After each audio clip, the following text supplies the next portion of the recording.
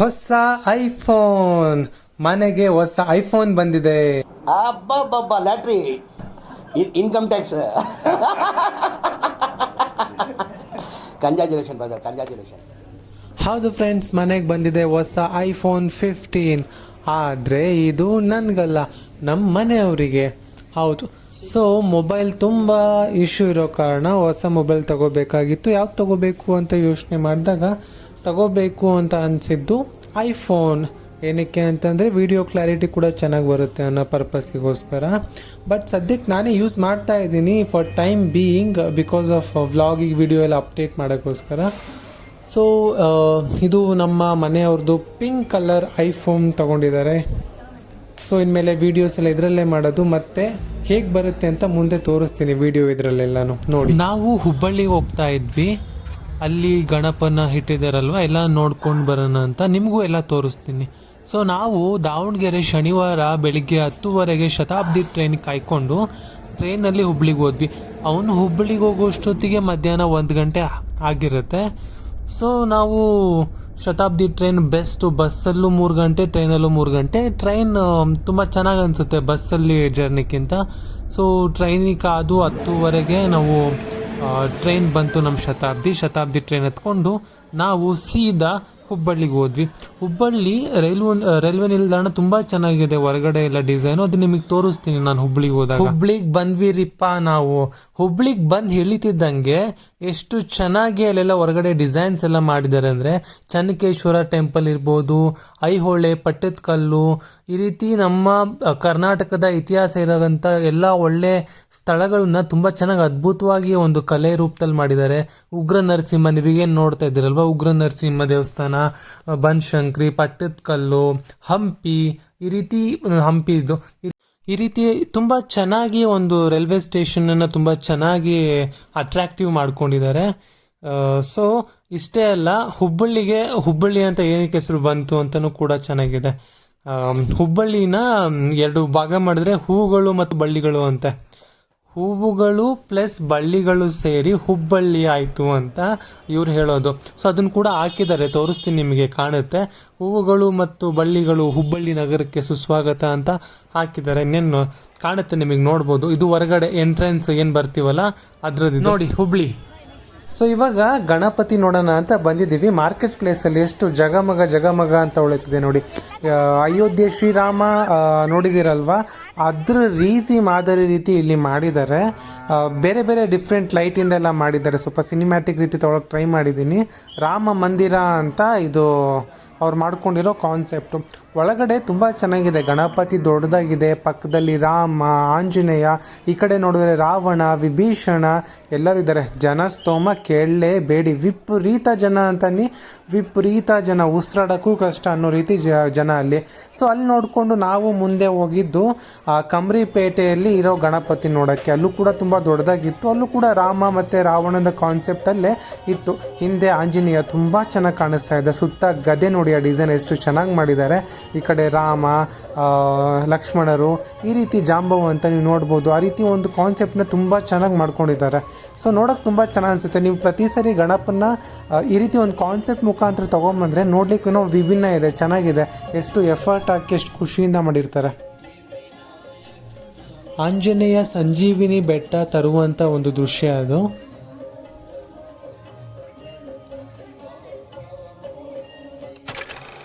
ಇಲ್ಲೊಂದು concept base video ಇದೆ, ನೋಡ್ಕೊಂಬನ್ನಿ, ಚೆನ್ನಾಗಿದೆ. ಶಿವಭಕ್ತ ದಂಪತಿಗಳ ಮಗನಾಗಿ ಜನಿಸಿದ ಸದ್ಗುರು ಶ್ರೀ ಸಿದ್ಧಾರೂಢರು ಬಾಲ್ಯದಲ್ಲಿ ಅನೇಕ ಪವಾಡಗಳನ್ನು ಮಾಡಿದ್ದಾರೆ. ಒಂದು ದಿನ ಬಾಲಸಿದ್ಧನು ಎಮ್ಮೆಯ ಮೇಲೆ ಕುಳಿತು ಮುಂದೆ ಹೋಗಲು ಹೇಳುತ್ತಾನೆ. ಆದರೆ ಎಮ್ಮೆ ಅಲುಗಾಡದೆ ನಿಂತಲ್ಲೇ ನಿಂತಿರುತ್ತದೆ. ಇದರಿಂದ ಕೋಪಗೊಂಡ ಸಿದ್ಧ ಕೆಳಗಿಳಿದು, ಎಲೆ ಎಮ್ಮೆ, ನೀನು ಸತ್ತು ಹೋಗು ಎಂದು ಶಪಿಸುತ್ತಾನೆ. ಕೂಡಲೇ ಎಮ್ಮೆ ನೆಲಕ್ಕುರುಳಿ ಸತ್ತು ಹೋಗುತ್ತದೆ. ಈ ದೃಶ್ಯ ಕಂಡ ಅವನ ಸ್ನೇಹಿತರು ಸಿದ್ಧನ ತಾಯಿ ದೇವಮಲ್ಲಮ್ಮನಿಗೆ ಸುತ್ತಿ ಮುಟ್ಟಿಸುತ್ತಾರೆ. ಸಿದ್ಧ, ಏನು ಇದು? ಎಮ್ಮಿನ ಸಾಯಿಸಿದು? ಹೇಳಪ್ಪ, ಹೇಳು. ಯವ್ವ, ಎಮ್ಮಿ ಮೇಲೆ ಕುಂತು ಮುಂದೆ ಹೋಗು ಅಂದೆ, ಹೋಗ್ಲಿಲ್ಲ. ಅದಕ್ಕೆ ಸಿಟ್ಟು ಬಂದು ಸಾಯಿ ಅಂದೆ, ಸತ್ತು ಹೋಯ್ತು. ಎಂಥ ಕೆಲಸ ಮಾಡಿದ್ವಿ ನೀನು. ಹಾಲು ಕೊಡೋ ಎಮ್ಮಿನ ಸಾಯಿಸ್ಬಿಟ್ಟೆನು. ಅಯ್ಯೋ ನನ್ನ ಶಿವನ, ಈಗ ನಾನು ಏನ್ ಮಾಡ್ಲಿ? ಯಾಕಳತಿ ಸುಮ್ನಿರವ್ವ, ನೀನಿಷ್ಟು ಸಂಕಟ ಪಡ್ತಿ ಅಂತ ಗೊತ್ತಿದ್ರೆ ನಾ ಎಮ್ಮಿನ ಸಾಯಿಸ್ತಿರ್ಲಿಲ್ಲ. ಈಗರ ಏನಾತು? ನಿನಗ್ ನಿನ್ ಎಮ್ಮಿ ಬೇಕು ಹೌದಲ್ಲೋ? ನಾನ್ ಕೊಡ್ತೀನಿ ತಗೋ. ಓಂ ನಮಃ ಶಿವಾಯ, ಓಂ ನಮಃ ಶಿವಾಯ. ತಾಯಿಯ ಸಂಕಟ ನೋಡಲಾರದೆ ಬಾಲಸಿದ್ಧನು ಎಮ್ಮೆಯನ್ನು ಬದುಕಿಸುತ್ತಾನೆ. ಮುಂದೆ ಒಂದು ದಿನ ಮಕರ ಸಂಕ್ರಾಂತಿ ಎಂದು ಗೆಳೆಯರಿಗೆ ಎಳ್ಳು ಕೊಡುತ್ತೇನೆಂದು ಮನೆಗೆ ಕರೆತಂದು ಈ ರೀತಿ ಹೇಳುತ್ತಾನೆ. ನಾನೇನು ನಿಮಗ ಎಳ್ಳು ಕೊಡ್ತಿದ್ದೆ, ಆದ್ರೆ ನಮ್ಮವ್ವ ಎಳ್ಳಿನ ಗಡ್ಗಿನ ನಿಲುವಿನ ಮೇಲೆ ಇಟ್ಬಿಟ್ಟಾಳ. ಕೈಗ ನಿಲ್ಕೊಂಗಿಲ್ಲ, ಅದನ್ನ ಹೆಂಗ್ ಕೆಳಗಿಳಿಸೋದು? ಅದೆಲ್ಲ ನಮಗ್ ಗೊತ್ತಿಲ್ಲ ಸಿದ್ಧ. ನಮಗೆ ಎಳ್ ಕೊಡ್ತೀನಿ ಅಂತ ಮಾಡ್ಕೊಟ್ಟಿದ್ದಿ, ಮರಿಬೇಡ. ನೀ ಅದೇನ್ ಮಾಡ್ತೀಯ ಗೊತ್ತಿಲ್ಲಪ್ಪ, ನಮಗೆ ಎಳ್ ಬೇಕಂದ್ರೆ ಬೇಕು. ಆಗ ಗೆಳೆಯ, ನಾನೊಂದು ಉಪಾಯ ಮಾಡಿ ನಿಮ್ಗೆ ಎಳ್ಳು ಕೊಟ್ಟೇ ಕೊಡ್ತೀನಿ. ಏನ್ ಉಪಾಯ ಮಾಡ್ತೀಯ? ಈ ಗಡ್ಗಿಗ ಚುಚ್ಚಿ ರಂಧ್ರ ತೆಗಿತೀನಿ, ಎಳ್ಳು ಕೆಳಗ್ ಸುರಿತಾವ. ನಿಮ್ಗೆ ಎಷ್ಟ್ ಬೇಕಷ್ಟು ತಿಂದು ಮನಿಗೂ ತಗೊಂಡ್ ಹೋಗ್ರಿ. ತಡ ಯಾಕ? ಗಡ್ಗಿಗೆ ರಂಧ್ರ ಮಾಡ್ಬಿಡು. ಆತು, ಗಡ್ಗಿಗ್ ರಂಧ್ರ ಮಾಡೇ ಬಿಡ್ತೀನಿ ನೋಡೀಗ. ಓಂ ನಮಃ ಶಿವಾಯ.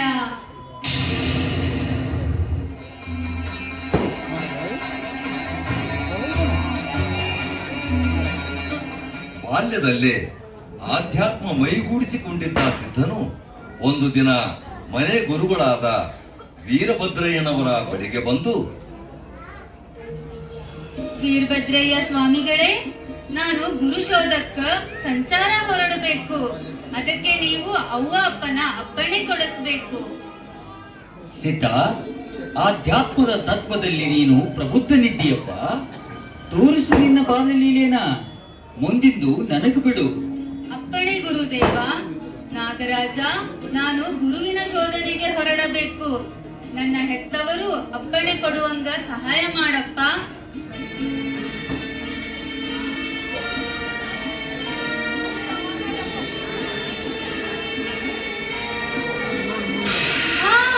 ಅಮ್ಮ!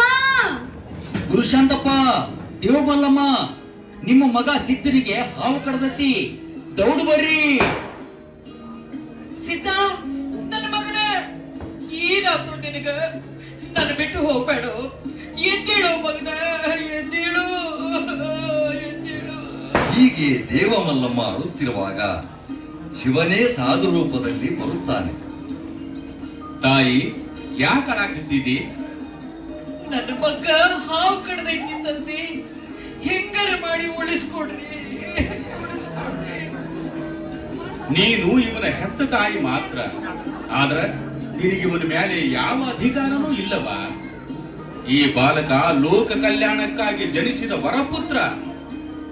ಈ ಮಗ ಹುಟ್ಟೋ ಮೊದಲು ನಿನಗೊಂದು ಕನಸು ಬಿದ್ದಿತ್ತು, ಅದನ್ನ ನೆನಪು ಮಾಡ್ಕೋ.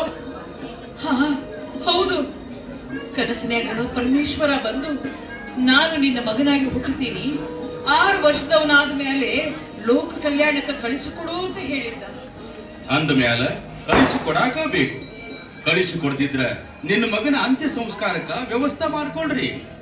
ಹಂಗನ್ಬಾಡ್ರಿ ಮಹಾತ್ಮರೇ, ಹಂಗನ್ಬಾಡ್ರಿ. ನನ್ನ ಮಗನ್ನ ಉಳಿಸಿಕೊಡ್ರಿ. ನೀವು ಹೇಳ್ದಂಗ ಕೇಳ್ತೀವಿ.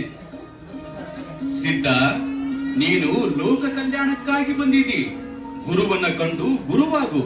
ನರನನ್ನ ಪಾಲಿಸುತ್ತಾ ನಲಿದಾಡು. ಏಳು, ಮೇಲೇಳು.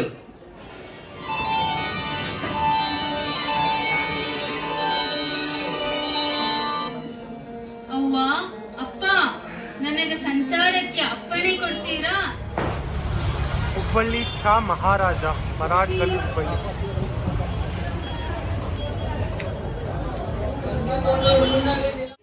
ಹುಬ್ಬಳ್ಳಿ ಚಾ ಮಹಾರಾಜ ಅಂದರೆ ಹುಬ್ಬಳ್ಳಿಯ ಮಹಾರಾಜ ಅಂತ. ಮಹಾರಾಜ ಅನ್ನೋ ರೀತಿನೇ ತುಂಬ ಎತ್ತರವಾಗಿದೆ ಮತ್ತು ವಿಶಿಷ್ಟವಾಗಿ ನೀವು ನೋಡೋದಾದರೆ ಬೆಳ್ಳಿ ಕೈ ಇದೆ, ಬೆಳ್ಳಿ ಕಾಲು ಕೂಡ ಇದೆ ಒಂದೊಂದು. ನಾವು ಅದ್ರ ಮುಂದೆ ತುಂಬ ಸಣ್ಣ ರೀತಿ ಕಾಣಿಸ್ತೀವಿ. ತುಂಬ ಎತ್ತರವಾಗಿ, ತುಂಬ ಚೆನ್ನಾಗಿ, ಅದ್ಭುತವಾಗಿ ಪ್ರತಿ ವರ್ಷವೂ ಮಾಡ್ಕೊಂಬಂದಿದ್ದಾರೆ. ಹೋದ ವರ್ಷವೂ ಇಲ್ಲಿಗೆ ಬಂದಿದ್ದೆ, ಈ ವರ್ಷವೂ ಕೂಡ ಬಂದಿದ್ದೀನಿ. ತುಂಬ ಅದ್ಭುತವಾಗಿ ಮಾಡಿದ್ದಾರೆ.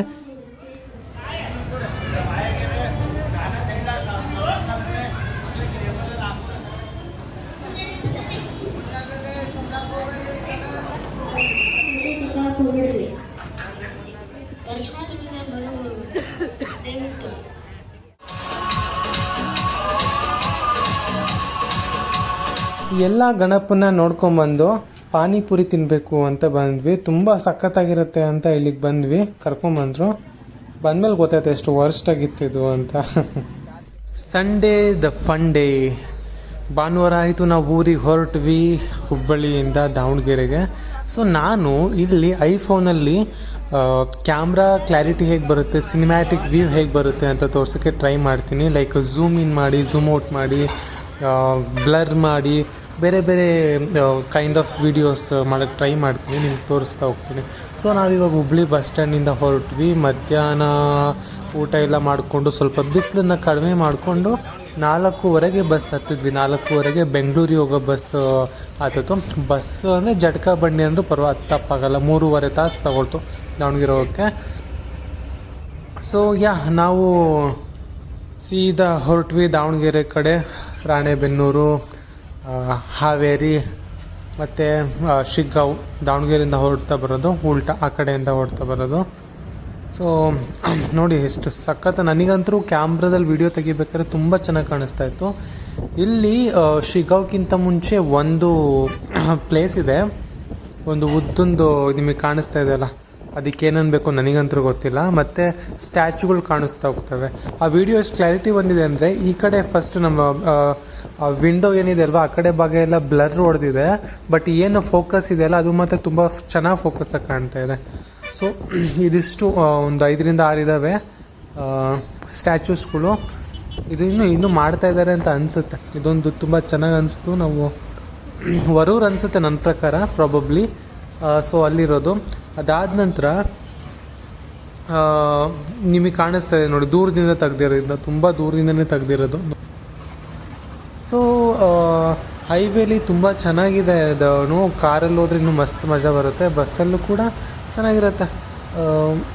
ವೆರಿ ನೈಸ್ ರೋಡ್ ಇದೆ. ಆಲ್ಮೋಸ್ಟ್ ನಿಮಗೆ NH ಸಿಗುತ್ತೆ. ಓನ್ ವೆಹಿಕಲ್ ಇದ್ದೆ ಅಂತಂದರೂ 1.5 ತಾಸಲ್ಲಿ ಮ್ಯಾಕ್ಸ್ ಟು ಮ್ಯಾಕ್ಸ್ ಅಂದರೆ 2 ಗಂಟೆಯಲ್ಲಿ ನಾವು ರೀಚ್ ಆಗಿಬಿಡ್ಬೋದು. ನೋಡಿ ಈಗ ಝೂಮ್ ಇನ್ ಮಾಡ್ತಾ ಇದ್ದೀನಿ, ನೋಡಿ ಎಷ್ಟು ಝೂಮ್ ಇನ್ ಮಾಡಿದ್ದೀನಿ. ಆಲ್ಮೋಸ್ಟ್ ಎಷ್ಟು ಚೆನ್ನಾಗಿ ಕಾಣಿಸ್ತಾ ಇದೆ. ಅಷ್ಟು ದೂರದಲ್ಲಿ ಸಣ್ಣ ಸಣ್ಣ ಸಣ್ಣ ಸಣ್ಣ ಒಳ್ಳೆ ಬೆಂಕಿಪಟ್ಟಣ ಗಾಡಿ ಹೋದಂಗೆ ಅಷ್ಟು ಹೋಗ್ತಾ ಇದ್ದಾವೆ. ಬಟ್ ಝೂಮ್ ಔಟ್ ಮಾಡಿದ್ರೆ ನಾನು ತುಂಬಾ ದೂರ ಕೂತಿದ್ದೀನಿ, ಅದಕ್ಕೆ ಹೋಲ್ಸರಿ ಕಾಣೋದೇ ಇಲ್ಲ. ಝೂಮ್ ಔಟ್ ಮಾಡಿದ್ರೆ, ಝೂಮ್ ಇನ್ ಮಾಡಿದ್ರೆ ಎಷ್ಟು ಚೆನ್ನಾಗಿ ಕಾಣುತ್ತೆ ನೋಡಿ. ನನ್ನ ಮೊಬೈಲಲ್ಲಿ ಕ್ಯಾಮ್ರಾ ಹಿಡಿಬೇಕಾದ್ರಂತೂ ತುಂಬ ಕ್ಲಿಯರಾಗಿ ಕಾಣಿಸ್ತಾ ಇತ್ತು. ಸೊ ಶಿಗ್ಗಾಂವ್ಗೆ ಬಂದ್ವಿ.